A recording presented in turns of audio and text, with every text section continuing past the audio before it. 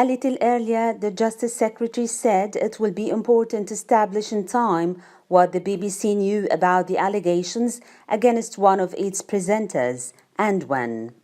Alex Choke told the BBC Breakfast earlier that he was pleased the police had been involved but insisted time is of the essence.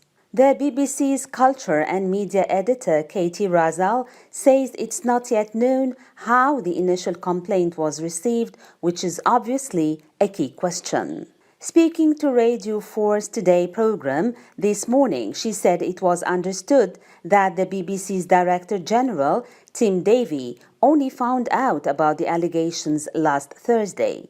He is facing a very grave situation, she said. In a statement yesterday, the BBC said it first became aware of a complaint in May and new allegations were put to it last week. We said earlier that The Sun had reported the family of the young person allegedly paid £35,000 by a presenter for explicit images was unhappy with the BBC's response to the claims. We have more on that now. The paper says the family told it no one from the corporation rang them for a proper interview after the initial complaint in May.